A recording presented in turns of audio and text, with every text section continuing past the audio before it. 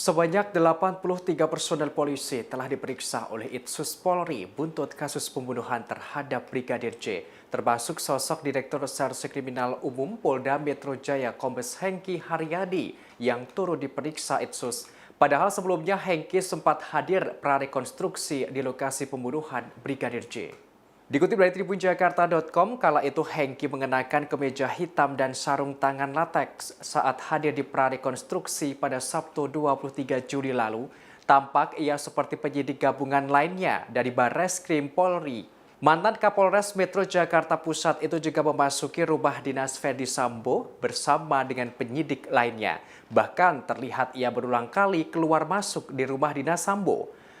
Hengki juga terlihat berbincang dengan anggota polisi lainnya di luar rumah dinas itu. Namun, kini ternyata Hengki masuk 83 polisi yang diperiksa Itsus.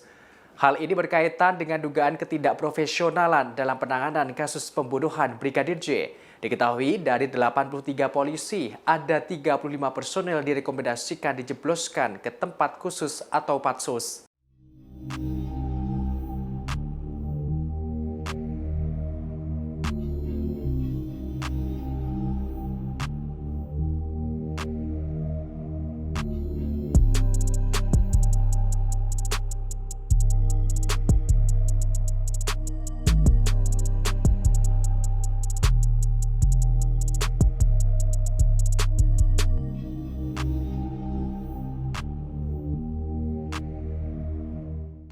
Termasuk sosok Direktur Reserse Kriminal Umum Polda Metro Jaya Kombes Hengki Haryadi yang turut diperiksa Itsus.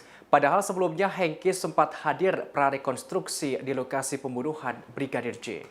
Dikutip dari tribunjakarta.com, kala itu Hengki mengenakan kemeja hitam dan sarung tangan lateks saat hadir di prarekonstruksi pada Sabtu 23 Juli lalu. Tampak ia seperti penyidik gabungan lainnya dari Barreskrim Polri. Mantan Kapolres Metro Jakarta Pusat itu juga memasuki rumah dinas Ferdy Sambo bersama dengan penyidik lainnya. Bahkan terlihat ia berulang kali keluar masuk di rumah dinas Sambo. Hengki juga terlihat berbincang dengan anggota polisi lainnya di luar rumah dinas itu. Namun, kini ternyata Hengki masuk 83 polisi yang diperiksa Itsus.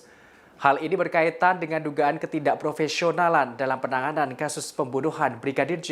Diketahui dari 83 polisi, ada 35 personel direkomendasikan dijebloskan ke tempat khusus atau patsus.